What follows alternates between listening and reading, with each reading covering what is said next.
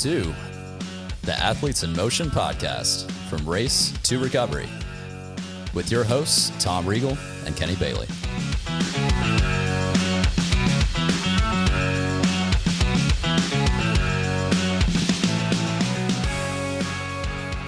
Hey, Kenny, how you doing? I'm fantastic. Tom, how are you? I'm fantastic as well. We have Joe Fleenor of Magic Sports joining us this time, so we get to talk to one of our favorite race directors. We're missing Faye. We'll send her our best. She's the favorite. She's definitely the favorite. Let's be real, right? But we're super happy to have you guys back on to talk about triathlon and short course racing and all the fun stuff that happens around that. So, first, some business. Thank you guys for lots of comments and thumbs up, stars, all that good stuff. Keep that up. We really appreciate that. That boosts up our standings in the algorithm. We're closing in on that 10,000 download mark.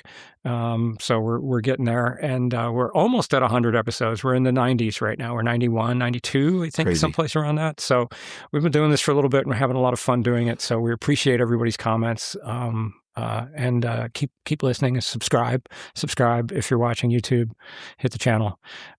So Joe is one of our favorite race directors, especially here in Middle Tennessee, because Magic Sports has been around for how many years now, Joe? This would be 41. This is 41, which doesn't seem like it because both you and Faye are much younger than that. So that's that's crazy. Wild. It's wild. It's wild. Yeah. It's fantastic. All through Middle Tennessee, plus we've got Kentucky and Alabama putting on some of the great races that are happening. So welcome back to the show, Joe. We appreciate you. You've been on a couple times now, and we love to hear what's actually happening. So how was 2025? What did it look like for you guys? It seemed great. I was at most of the races. It seemed like there was good turnout, all of that. How did it look for the last couple of years, 24, 25? How's it trending? What's new? Yeah. Well, first of all, thanks for having me. The fact that I'm a repeat guest hopefully is a good sign that Always people good. actually tune in when I'm on. You don't get a jacket like SNL, by the way. There's no jacket. So. We could work on that. Sorry. No budget. No budget. No budget. More subscribes. Yes. Yeah. No, so for real, thank you for having me on. Magic Sports, we had a great year in 2025 coming off of the best year in our company's history in 2024, which is surprising considering, the boom of triathlon in the, 2010-11 timeframe. And then our numbers actually increased in 2024 over that, where a lot of companies and a lot of local independent short course races can't claim that. So we were pretty fortunate to have the year we had 2 years ago. Mm-hmm. And then we saw numbers, I wouldn't say they dropped off really, but they went back to more of a normal level for us, similar to our 2023, 2022 numbers, which is still very good overall in the grand scheme of, the sport for us here in our region. Yeah. So overall, we still, processed roughly 5,500 athletes across, all the different events that we produce. Nice. And, roughly half of those in our triathlons we produce were like brand new doing that particular race. Very cool. So we showcased our races to a new audience in many cases. That's great. So it was a good year. Yeah. Every year is kind of the same kind of numbers like that, where we have roughly 50% of our audience is doing that race for the very first time, no matter what year it is. So that's kind of a common trend we have. And then roughly 20 to 25% of our athletes at every race are doing their very first triathlon ever at that race. Bringing them into the sport, which is great. So it's kind of cool. You think you're going to get a bump? We've got like Triathlon Magazine listed out all the favorite triathlons in all the different areas of the country, and you guys got 3 out of the 4 in southeastern U.S. I mean, that's cool. That's pretty good. Hopefully, there's a little bump that comes from that because they're legit good races. I mean, the ones that they picked, I'm little disappointed didn't get 4 out of 4, but 3 out of 4 is a good shot. Not bad. Yeah. I mean, that's pretty awesome. I mean, so they recognize and it's races that. like, River Bluff Triathlon and Mountain Lakes Triathlon. So it's not, what I would consider, the high profile races like Chattanooga. And some of our others that are more grassroots, but have a strong following, and they're just amazing races. So it's pretty cool to see those races honored. Yeah, yeah. What would be the anatomy of a good race? Like when you think, what does that formula look like? Well, we take pride in a lot of different things. Obviously, we want to have as many racers as possible come out, but not the biggest races aren't always what we consider the best races. But every race, I feel like, of ours has a common thread throughout, regardless of the size. And we pride ourselves on 2 main things. Number one is safety. We put in a lot of time and a lot of energy in making sure that we have a safe course. And that's not just, making sure we have enough cones out there or volunteers. That's making sure that we have all of the various entities responsible for helping us on board and understanding what their role is. So that's everything from the Corps of Engineers to the Coast Guard to the fire department to the police department to the security team, to name it. There's a lot of logistics that go into that. And so we pride ourselves on making sure that we have that piece nailed down better than we feel like better than anybody else in the game. So that's number one. And number two is just creating kind of a sense of fun and relaxation around a high stressful event. So we want it to be very welcoming and showcase ourselves as not this stuffy, rich man's intimidating sport, but it's meant to be showcased as a lifetime sport that's fun and something you can participate in for the rest of your life. Kind of you can kind of come and go, and hopefully you come and go with Magic Sports through your lifetime. So the one thing I think you pulled off. I'm sorry, Tom. I think you pulled that off both sides perfectly. I think that's you absolutely have the right touch on that. So I was going to say the thing that I was always impressed with from when I first met you guys, when I first got out here, was the fact that the level of quality didn't change from the small races to the bigger races, right? It's the same. Like you guys, like it's easy when you're consistent that way. It's probably easier to manage that you're not backing off for one and better for another. It's the same level of quality across all the races, regardless of the size. And I think people feel that, and they certainly feel the safety and the welcoming that comes with all of that. So that's pretty awesome. You guys have really, really hit that one. Yeah. So that's solid. Thanks. For 2026, you've got a new race coming up, swim only. So how did this come about? Like we're getting the triathletes down there to get their warm-ups, to get more swim training. It's great to have. So tell us about this one. How did this one come about? This, and I'm going to be fully transparent on it. It's not something that we were planning for a long time, that this was going to be a part of our new agenda or our new schedule. It sort of popped up on us for a number of reasons. Number one, sadly, we had a race that disappeared from the calendar this year. So that opened up a date where our Tri-Montgomery race that we had produced for many years in its first iteration with the Team Magic brand, and then it went away during COVID, and we resurrected that race back in 2024, I think. And so we held it the last 2 years. And lots of different reasons why that race just didn't come back. But regardless, we had that date open. And we had a local person in kind of the Birmingham area that has been talking to us for a couple of years now about trying to bring an event like that to Oak Mountain State Park in Pelham, Alabama, which is where we are. And she's an avid swim instructor, is very heavily involved with the juniors in that area and showcasing multi-sport to the youth. Cool. And so she's been all over us in a good way about we need more opportunities like this to get them in open water swim. Plus, there's just a lot of master swim programs out there and tri clubs that just don't really have those opportunities for swim specific racing. So we saw it as an opportunity. We had a date opening. It fit well on the schedule. It wasn't too cold. The water temperature is not too cold. The lake we're very familiar with. We've kind of got all of the foundation already built in the park, so it wasn't a real heavy lift.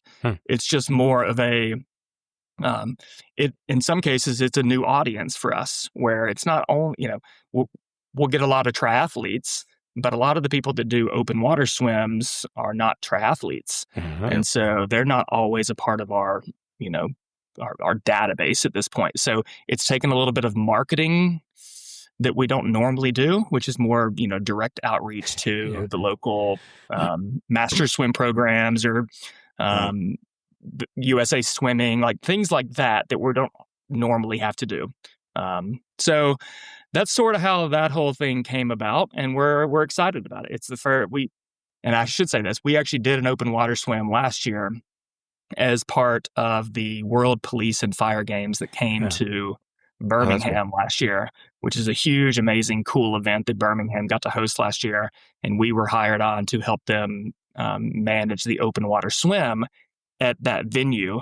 So we actually did this event out there for them, and we're like, hey, this is really cool. That works. So it all just kind of worked perfectly. And so that's kind of how that event and how it started came about. So we're excited about that. That's on May 2nd. May 2nd. Yeah. So that's coming up. That's coming up quick. The water temperature is going to be cool, but shouldn't be too bad in Alabama. It's roughly 70 to 73 degrees is our guess. That's not bad at all. That's perfect. That's perfect. Wetsuit legal, so make everybody happy. That'll make the triathletes happy. No kidding. They get that. They won't have to worry about, no wetsuits. So that'll be, that's the first question that comes up. And then you've got multiple distances on it. We've got half mile, 1 mile, 2 mile, and 5K. Four distances. Four distances.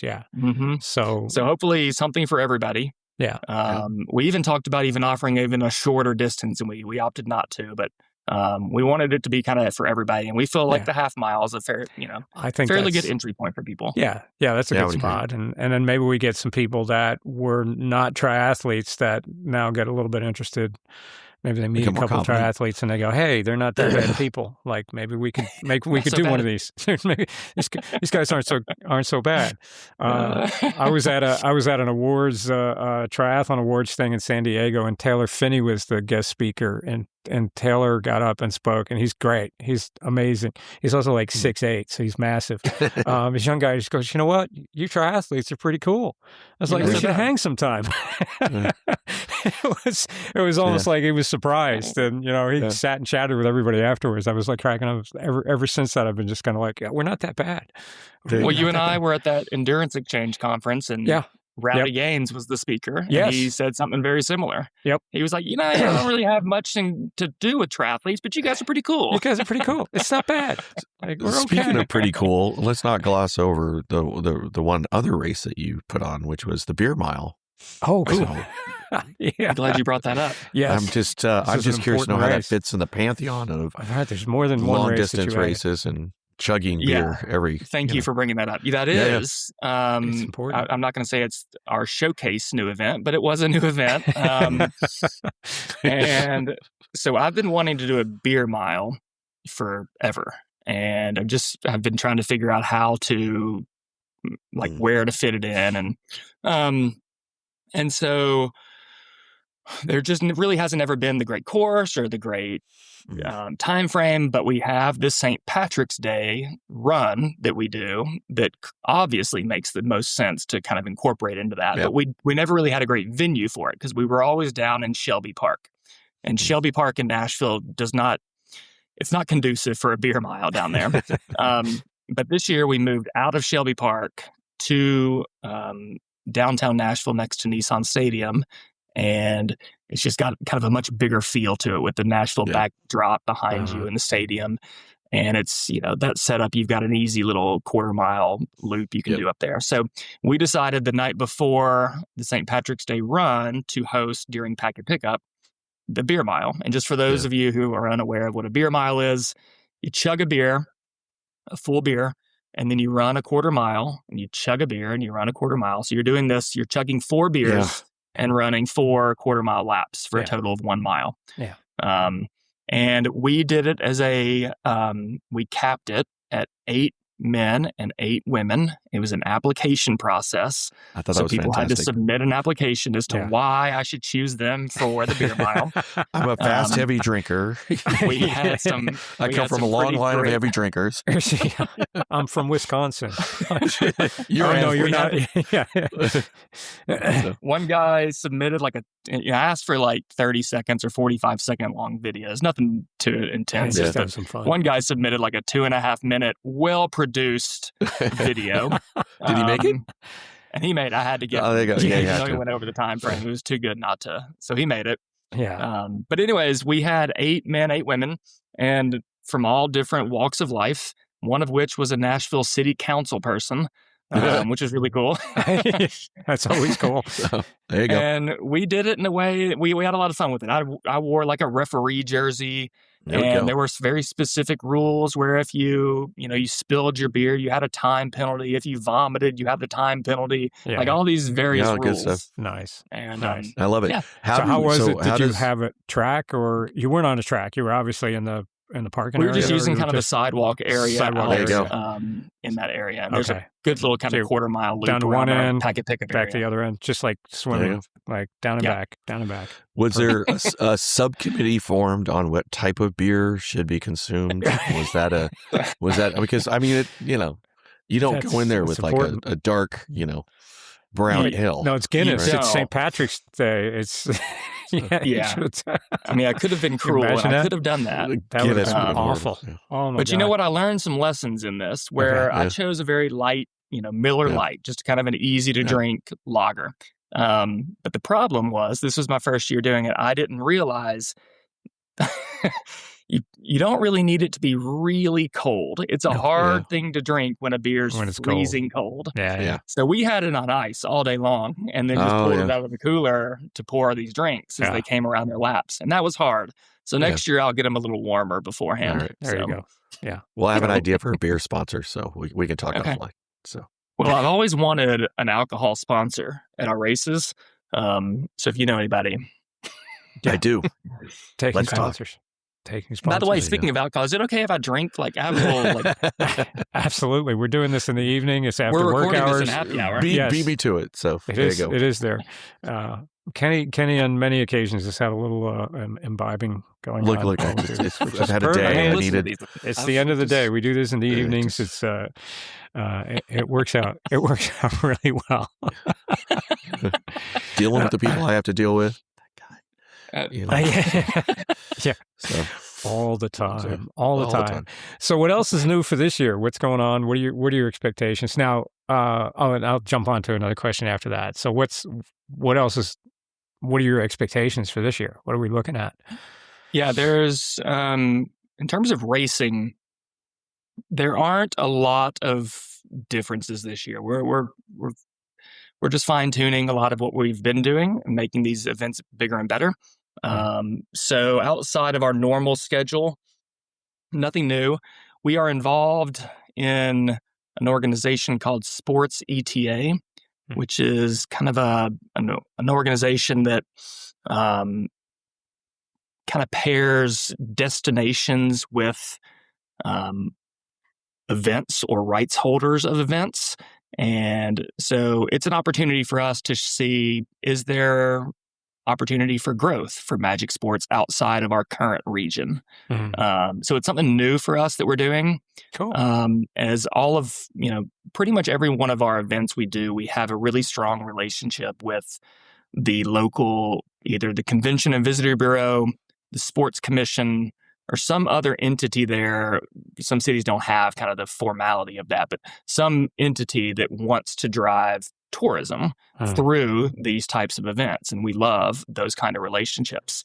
And so we are thinking about leaning more into that if we are to want to expand and grow, which we don't yet know if that's in our horizon, but we are going to explore it through this organization. So that's kind of our big new thing we're doing. And so that's cool. We'll kind of see what happens with that. Yeah. You have to look at all the options and see what's good for the company and what's good for growth. So, I mean, that's what's good for, we see opportunity there are a lot of races in the United States that are run by companies or race directors that are, they're on their way out, right? Like they've kind of gotten to the point where either they're getting burned out or they're aging out, and it's unfortunate. There might be a lot of races that we no longer see across the country in the next 5 years or so, and so we're aware of that, and we're not going anywhere. So we've, where we are currently in our region, we can't add many more races without saturating the market, unless we get into different types of events. And so we have to start looking outside of our region. And that's kind of where we are right now. Yeah. Well, and the good news, you have a quality product. I mean, you've already proven that. You outside sources have already said that. Like you've got, literature that are saying, look, this is a quality product. So you come in with a reputation, you come in with the numbers. What I like is you come in with the North Star too. So the fact that you were able to pop out like, hey, it's safety and it's fun, right? Yeah. So that's a skill set that you can, if someone is working on your behalf in another state, they know their North Star. Make sure to make it as safe as possible and as fun as possible. So having the infrastructure, it's brilliant actually. Yeah. So go for it. So for some of these races or race directors that are doing it, not every race director does this full time, right? Right. So there's a lot of the smaller events and things like that where they do this part time, and it's very labor intensive to keep them on, especially trying to go after and get volunteers, right? I think that's one of the things that you guys have stood out with, because this is a full-time gig. This is what you guys do, so it's your focus, and it's easier for you guys to, have a pulse on it and not just be a small organizer of an event that you're doing part-time. That just takes a lot. I can see the burnout on that side of it. Couple race directors for other events that I've talked to, I was like really surprised. I'm like, what do you do? Like, do you do this for a living? And they're like, oh, no. I work for company XYZ over here. I do that. I'm like, really? Like, how do you find the time? Like every weekend you're getting ready and doing this stuff. And like, it's a labor of love at that point. And I just go, wow, that's a lot. Right? There's not many organizations like Magic Sports that are like a full service, full-time event production company putting on triathlons. Yeah.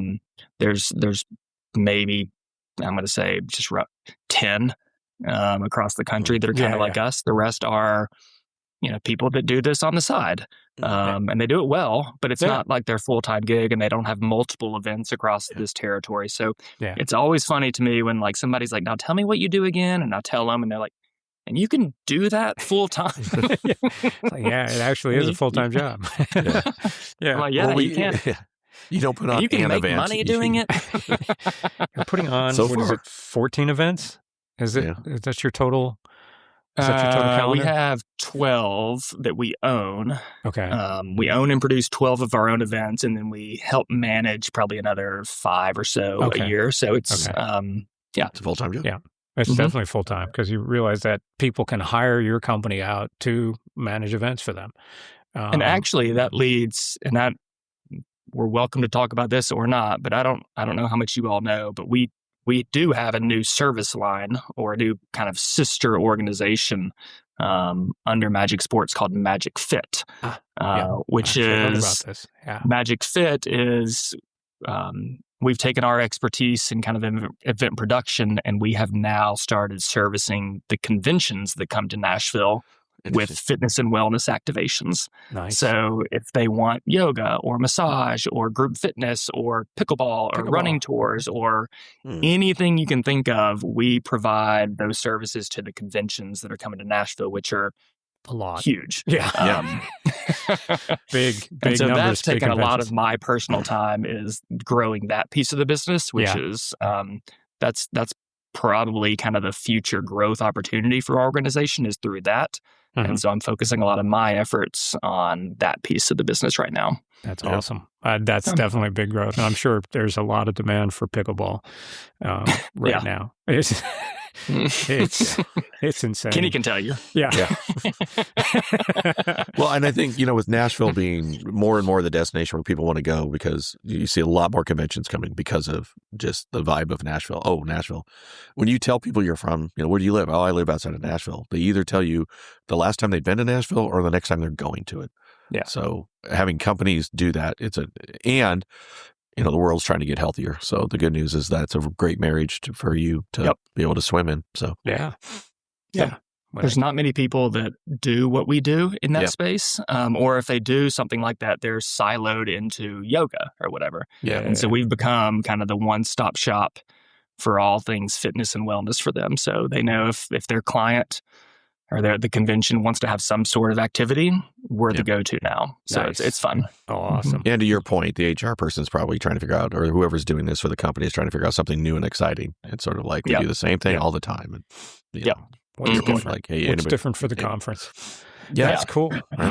Well, that's and it cool. all started from a running tour. We've been doing running tours for the past 10 years in Nashville, leading tourists and conventions on runs around Nashville. And that's just kind of like grown into just hearing from those clients. Like a lot of them are like, well, we don't want a run tour. We actually wanted chair massages. And that sort of led us to, we can let's figure out how to start doing that.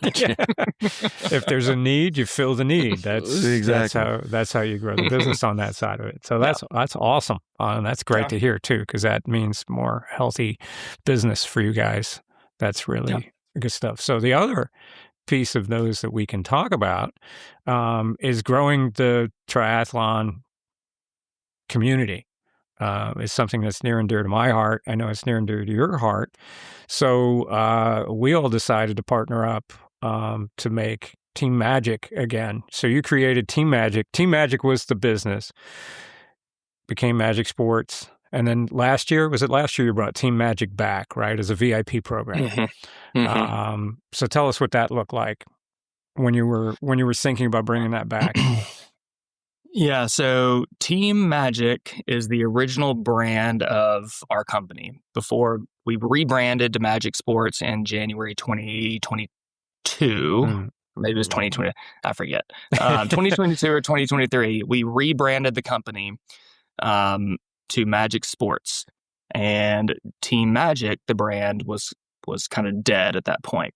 But I always knew that at some point, I would like to resurrect that brand as a true team, right? Back to its original roots. Yeah. So just for a little bit of history lesson, the company was founded by a local triathlete in Birmingham, Alabama, who started a local triathlon shop in Birmingham, which for those of you who are unaware, Birmingham is called the Magic City. That's their nickname, hence the name Team Magic. Yeah. And so she created a triathlon shop in Birmingham, and a lot of her clients were females. This is the 80s. And so there wasn't a lot of like female racers. There wasn't a lot of racing in general, but a lot of the females came together and they created their own little racing team. Where they would go and they would participate in local races under the brand Team Magic. And then they were like, well, we want more racing opportunities. So let's create our own races and just go set up an event, race the event, and then we'll just break the event down after we race it. So and then they started doing that, and it slowly grew, and it kind of went from this little kind of like pop-up event thing that these women were producing into more of like a full-scale event production company, and became a little bit more sophisticated, and it grew from there. So that's the history of the name Team Magic. And so it's really cool, that history of it. And so I've always thought, let's, at some point when it makes sense, could we bring that back? And so then last year, we were celebrating our 40th anniversary as a company. And I was like, that's perfect timing to kind of bring back kind of the retro feel of the company, even though it's only been gone like 2 years, bringing it back under this new form, which what it is now, I wasn't quite ready for that last year. Yeah. So last year when we brought it out, I didn't want to like bite off too much. So we decided, let's create it as it wasn't even a VIP program. We had nothing last year. It was pretty much just let's sell some swag.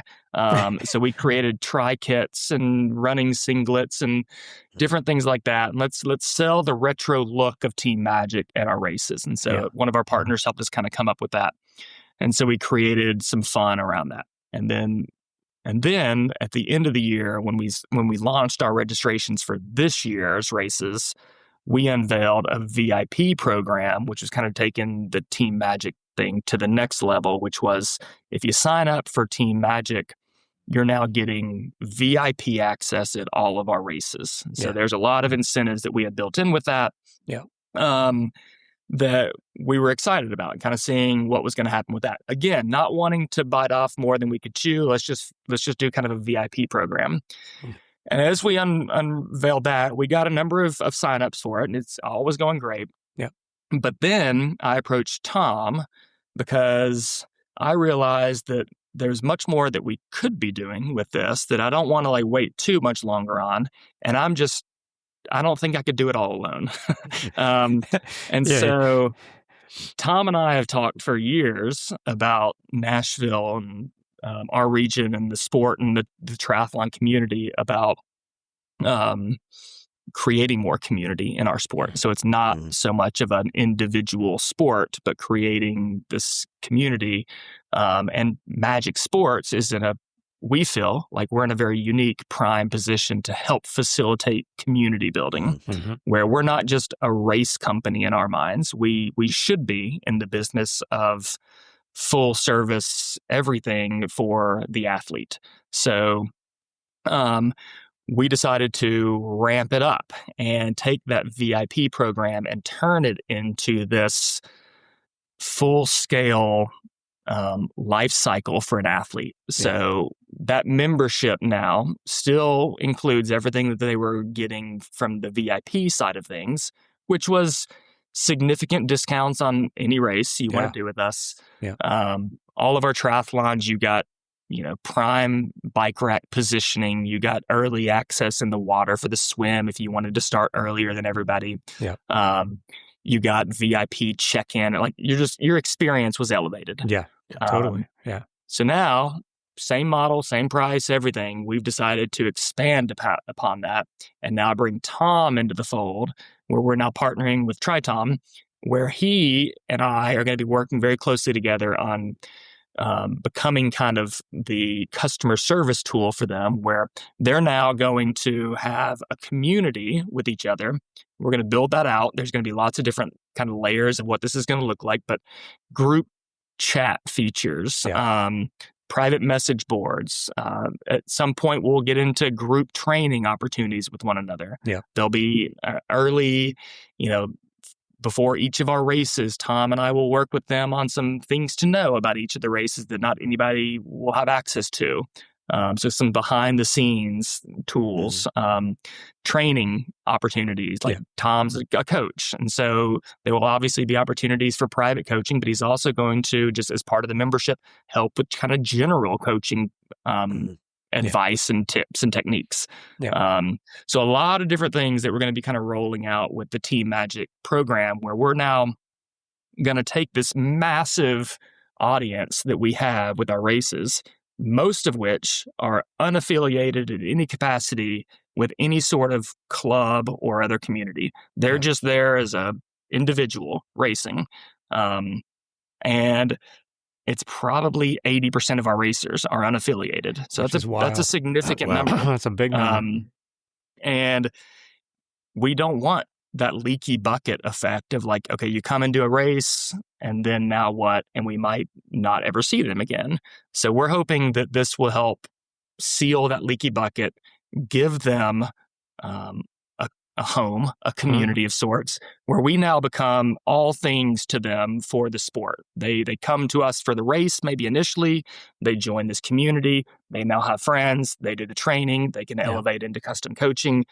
obviously Tom has bike fitting, like every component of outside of retail, which Tom even sells things now. We're hoping to be kind of a one-stop shop for all things in their triathlon journey through the Team Magic membership program. And so we're excited about seeing where this goes, and how it grows over the next couple of years. And we're excited to have Tom on board with it. So I'm totally excited to get on board. Enough times that we've talked over the years where I've just lamented about how we keep people in the sport. Like, how do they get started and go through? I've coached enough and bike fitting enough one and dones, as I call them. Like, they're just planting a flag. They're going to do a big long course race. They're going to destroy themselves just to check the box and walk away from it. Or they do one triathlon and then they disappear out of the sport. And I think just probably just sick of me just going like, how do we keep them around? How do we keep them around? Like, I love the sport so much. I'm very passionate about the fact that I've made this a lifestyle over almost 25 years, maybe 25 years. I have to go back and look. But it's been a very long time that I got in on it. And I do a lot of long course racing, but I also do a lot of short course racing. And I think when you look at the numbers, less than 10% of my races are long course. Everything to me is about short course. I think that's where the lifestyle is. That's where the fun is, because you can do multiple races. You meet a bigger community that way. It's less about you, and more about the community and the group. You get to, if you do multiple races, you run against the same people. You're competing in the same age group with people.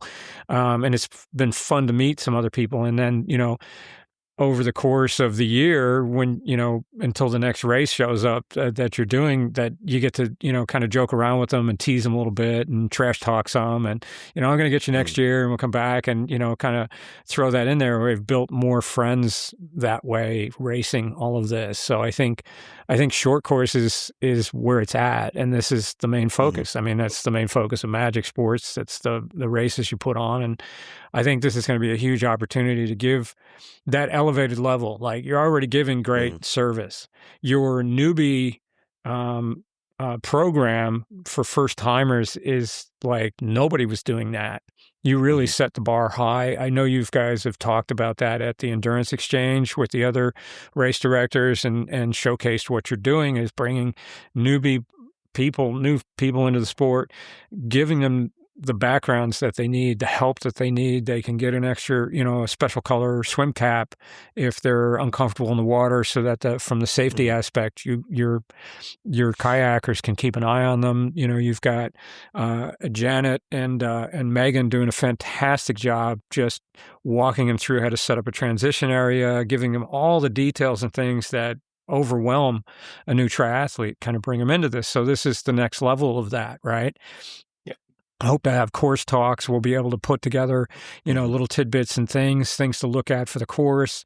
And we'll grow it as we go for sure, as much as we can and bring on this. I'm really excited about it. I think the more I think about it, the more I talk about it. You can tell I'm just kind of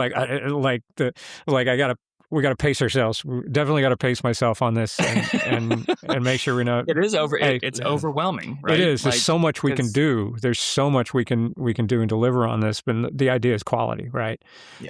Which I'm always about, quality first. And we're going to add little bits and pieces. So anyone that gets into it now is going to be in there, and I think they're going to see some good stuff. We got a Slack channel started, invites going out soon, that will have everybody in there so we can start disseminating information. And we're seeing the signups. It's getting positive reviews, so that's exciting. That's definitely exciting. Yeah, I think it's important. I mean, you could just see it through, we were in Northern California, and the Fleet Feet Run team was a very tight group, and it became a tight group because it's you see it on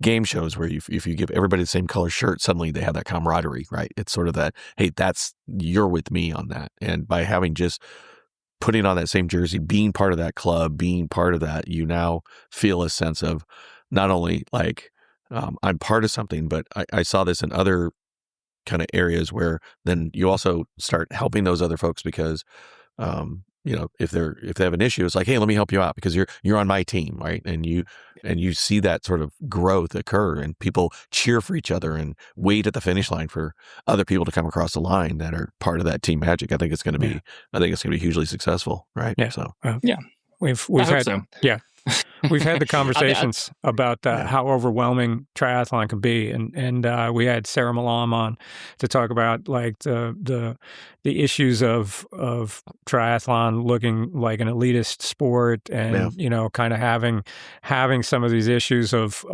what people perceive it as, and there's a whole host of things that tie into that. It's a great episode. Check it out. It's in our library there.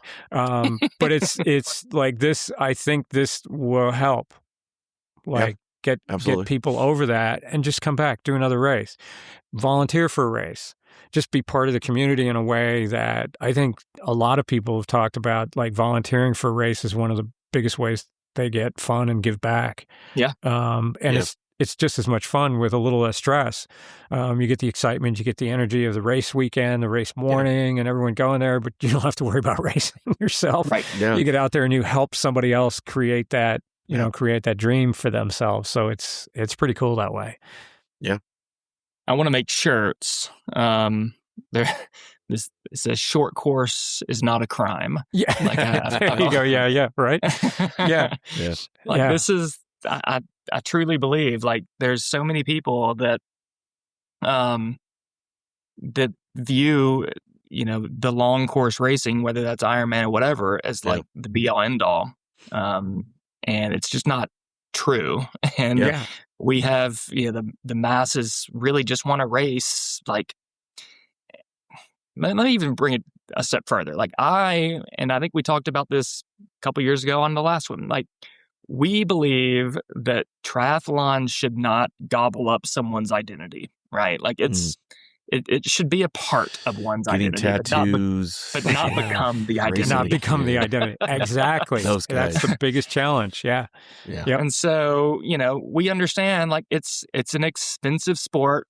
It is what it is. It can be. It's a time-consuming sport. And, unless you just have that kind of lifestyle and you can kind of devote your life to it, fair. Most people don't.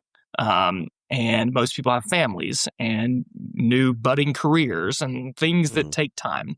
And our belief is that's awesome. If we can find one little wedge of your life that we could be that one little wedge, and you can kind of come and go as your life allows you to, but keep coming back to us. Yeah.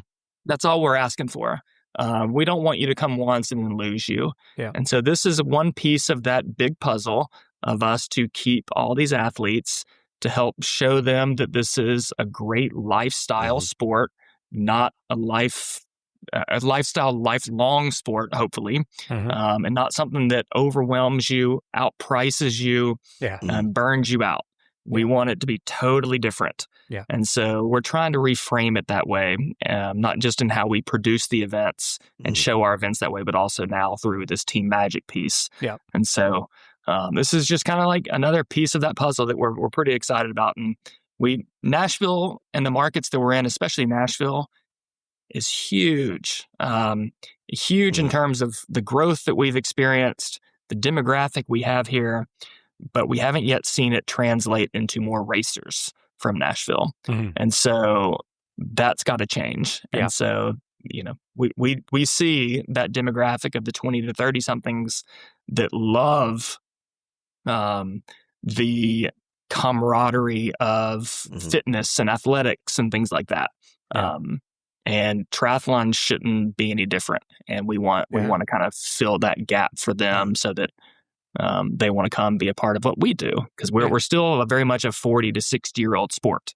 And we'd like to get more of a youth kind of surge in here. Yeah. So. And I think people realizing that, like I reframe everyone that comes into my shop and says, well, I just did a sprint. And I'm like, well, you didn't just do a sprint, or just a sprint. It was just kind of like, you did a sprint, you did a triathlon. Yeah. You're still a triathlete regardless of the distance of the sport. And so many people that aren't involved in the sport whatsoever still think that this one particular branded race is a triathlon and that's the only thing it is. Like that's one distance and that's all triathlon is. It's like, no, there's a lot of distances. In fact, the shorter distances have been around longer. It was a few years before I'm avoiding the branding name of it just on principle, to say that long course it's a brand, right? That came around later. So short course was actually around before. And that's short course is hard too. And let's not pretend that it's easy. Yeah. You can make it difficult. As hard as you want or as easy as you want, but it's challenging. There's different levels, and sprint and Olympic distance themselves are two different animals. There's some people that, they push themselves on the Olympic, but they're more of a sprint person, right? And that's great. Yep. You're still the same level of triathlete. You're still in the community. It's still part of it. It could be a little part of your personality, but it doesn't have to be the whole thing. And that's what I tell people. Look, what do you be doing this summer? Are you going to do an Ironman? I can say it, but I have the tattoo. It's like, well, actually, no, because I want to go fast. I don't want to go far. Yeah, right. And it's a different. To your point, it's just I'm working a fast twitch set of muscles because I want to go fast. I don't want to go far. Yeah. And that's a different type of training regime. Doesn't require 11 months and half of your life and 20 hours a week, but it's still. You're shelled at the end of it because you're doing my voice is cracking. You're shelled. You're getting very emotional. Puberty. I just hope it. Just hit puberty finally. Yeah, finally. But it's just you're just as satisfied when you get a PR there than you are when on a long distance one. And then you get to go home and have lunch. Yes. Yeah. Right. That's what's great. With your family right there. Right. And I think the other thing that in all seriousness, what Tom and I have been doing on multiple shows is even I talk to people today, and I'm talking to I work at a club. So I talk to a lot of people and they're like, well, I just have a mountain bike or I don't know how to have a tri bike. It's like, dude, you're doing a sprint. It's your first time. You can do this with most of the stuff you have already. Yeah. It's not this, I got to go buy, a high-end tri bike and I need an $800 wetsuit. We've been talking multiple shows about this. It's just get people in and go have fun. Like just give it a try. It doesn't require months and months of training. Just get your swim done. I mean, you can dog paddle at 400. It's such a hard thing, right? Like we all have a story probably of how we started and what we looked like in our equipment. Yeah. And we all think very fondly back to that. Yeah. And I wish, but inevitably you're there and you see everybody else and kind of what they have and you get a little envious of what they have. And that kind of leads you down the trajectory of wanting what they have. I wish that we could get away from that and just be like, have more, like, I want more diversity in the sport in bikes, right? I want mountain bikes out there. Like there were in Chattanooga a couple years ago, a guy came up at Packet Pickup and he was like, hey, I came from out of town to race. I didn't want to like drag my bike around. So the bike shop doesn't really have anything for me to rent. So would it be okay if I get one of these city bikes that like you put a quarter in and like it pops out? I love it. But I don't want to like when I'm running and I have to like rack it in transition, I don't want to pay for it sitting in transition. So would it be okay like if I just rack it back in the city bike rack and I can get my money? And I was like, absolutely. So like more of that kind of stuff. Yeah, right. That's awesome. And he had a great race on like a city bike. Yeah. You could make a non-tri bike triathlon. Like you cannot. Awesome. I think we need to make a rule: if you come in and start in the sport, you are not allowed to buy a triathlon bike. Yeah, it's just illegal, right? You can't. I think need to go hilarious. 3 or 4 years before. I get people that come in. Yeah. They've got a bike. They're getting fit, right? I'm getting them fit, and they're just like, all my friends or everyone they met is telling them, oh, you need to spend this on this. You need to buy this. You need to get a special bike. You need to do this. And I'm looking at them like, no, you don't. No. And they're like, really? I'm like, no, the bike you've got here, this road bike that you bought off of, or borrowed from a friend or whatever they were setting you up on, it's perfectly fine. They're like, really? Yeah. I'm like, yeah. And you don't need to buy anything else. You're fine. Flat pedals, go for it, right? Rock it. Yeah. You're awesome. Absolutely. You'll have a faster transition than everybody else, and you'll be so much happier for it. So, I mean, I think we need to make a rule. Anybody that comes in that's new to the sport, like it is such a different bike. It doesn't handle the same way. You don't ride it the same. It's just totally different.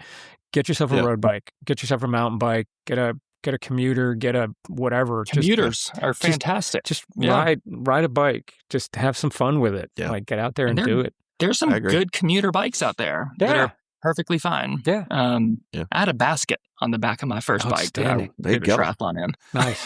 I like that. So all your my father-in-law gave me a bike. I didn't have a bike. Yeah. So I used his old bike. You just got to get from A to B. It's 16 miles or 13 miles or whatever it is. It's not that long. Yeah, 12. Some of them 12, 15, whatever the distance depending is. on the distance. So you can just pedal real fast. That's good. I was going to see if I could find a photo. It's not great for podcast purposes, but there's a guy. We have a YouTube channel. So if they're listening, if they're watching on the YouTube channel, they will see our beautiful faces. There's a guy here. I found it. This was in Chattanooga, and this was the bike that he was riding. That outstanding. Yeah, it's a fold-up bike. Fold-up bike. Yeah, I have a friend of mine who takes foldable bikes all through Europe. It works great. Fantastic. And he had a great time. I'm sure he didn't have a great time. So I think we hear here first. Joe's going to make a triathlon. There you go. A no tri-bike triathlon. A no tri-bike triathlon. Yeah. You can have like a circle and a cross. No tri-bikes. You have to show up with something other than a tri-bike. Something other than that.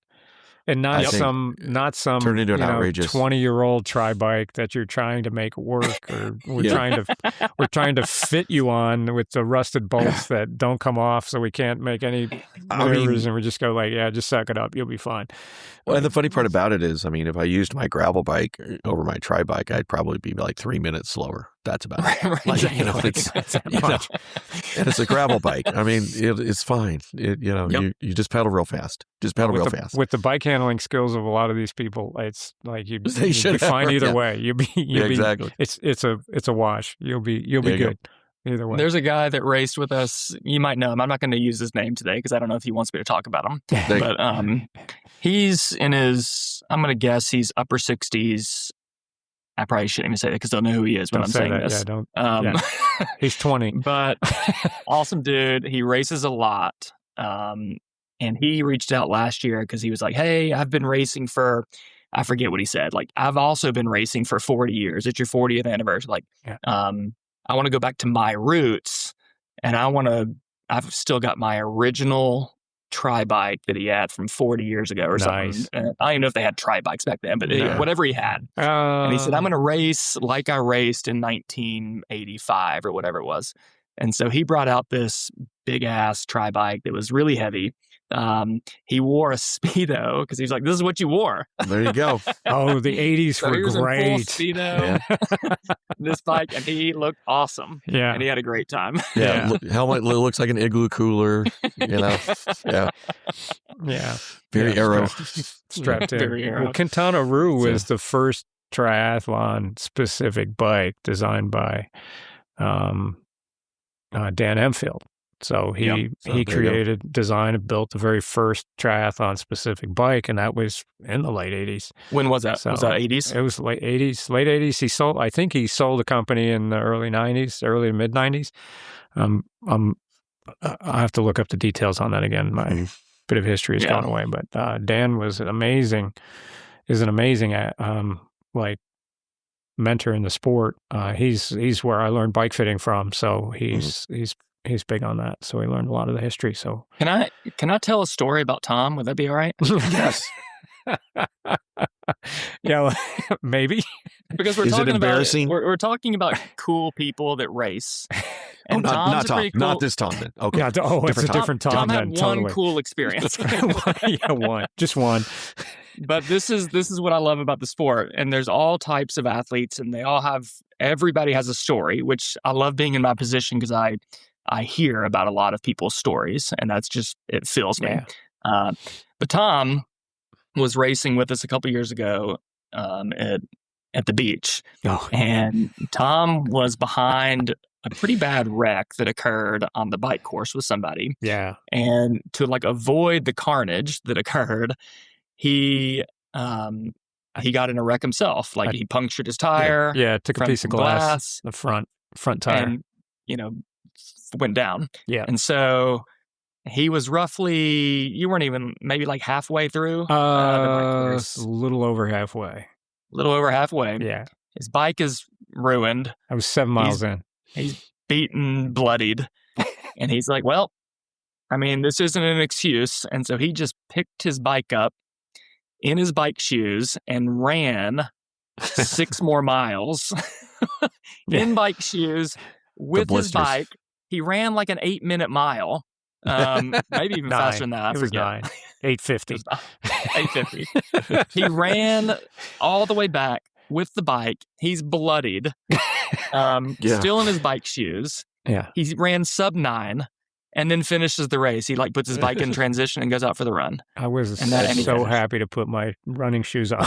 Oh, I would not doubt it. I still have holes in the back of my heels from the probably blisters. I mean, that's pretty cool. That's pretty cool. We don't recommend doing that. That's not a story you want to emulate, just so you know. So. Well, it was either stand around for 3 hours so Wendy could come get me. Yeah. You know. Well, I just remember we have people on the course, like our crews out on the course. I think that was the best part. We've got radios, and so you're constantly hearing chatter about what's going on the course. And our bike guy was like, "Hey, we got this guy out here, and should I pick him up? Like he's running with his bike down the road." And he's a long way away. And I was like, what's his number? And they gave me his number. I was like, nope. He's got it. Don't pick him up. That'll just make him mad. He's good. I think there were a lot of flats because we had rain the night before, the day before. So I was like, if the crew can catch me, come up. Because I had done a silly thing. It was like when I rushed out to come down, I forgot to put my bag on the bike for my spares. So I didn't have a spare tube or anything. So I was like, well, I'm just not going to stand there. I'm just going to keep moving forward. That's my whole mantra. And so like, if they catch up to me, then we can fix the tire and go on. If they were running out of tubes, they had a bunch of flats. And that's funny. And by the time, like the look on the young girl's face, it was a volunteer at the turnaround point. So for the Olympic distance, when I come running up, she's looking at me. She doesn't know where to point me to go. Like she's absolutely bewildered. And you've got a cop standing there directing traffic, doing stuff, and he runs up, and she's like, "This way." I'm like, "Oh no, I got another loop to do." The cop just guffawed, laughed so hard. Yeah. Like, here I come running in, like, I'm going to go out and run another loop like this. Like, and she was like, "Oh, okay." And starts pointing in the other direction. I'm like, "No, I'm kidding. I'm honest. I'm going into transition." I'm like, but it was funny because as I started moving along, people started cheering me on. You became a legend. It was like, and then I saw somebody else that had a flat or something like that, and then I see them walking back. I see the dad walking back with his bike on his shoulder, and he sees me going on, and I'm like, "What? He quit?" I'm like, he goes, "Yeah, I don't know what's going on." It's like, so all of a sudden I couldn't stop at that point. I don't think I was allowed to because I had people riding by cheering me on. I had crowds, cheering me on. And I'm like, "Oh shoot, now I got to keep going. Now I got to finish this." I mean, you're also like bleeding profusely. Did anybody stop and be like, "Are you all right?" Like I was, that was just for show. No, I'm just kidding. I don't bounce very well. It was probably good that I kept moving because it was like I was really sore. Like, I just knew to tuck my arms and go down. But that was that was. It's a good story. Yeah, it was a good way to end the podcast. I'm telling you, I got a lot of good stories. Yeah, but that one was that was a lot of fun. So anyway, really good stuff, Joe. Thanks for sharing that story and all the good work that you guys are doing. And I'm super excited about our partnership and what Team Magic can do and keeping people in sports. So everyone sign up, come do the races, join Team Magic. We'll have some fun. I'll throw a little, support and backstories and history and everything that we need to give you to have you race and get your experience even better than it currently does. So we're super excited about that. So keep up with the comments, thumbs up, stars, all that good stuff. Subscribe if you're watching on YouTube. Hey, there's a subscribe button floating around here someplace. Make sure you subscribe because we're getting better about putting these out. Our schedules get a little crazy, and we appreciate you guys when there's a little bit of a gap. We get the next episode out, but if you subscribe, you'll get the little ding, and it'll let you know that we're here and we've got the next one up. So please do that. Joe, Kenny, fantastic. Really appreciate you guys. And for everybody, we'll catch you on the next one.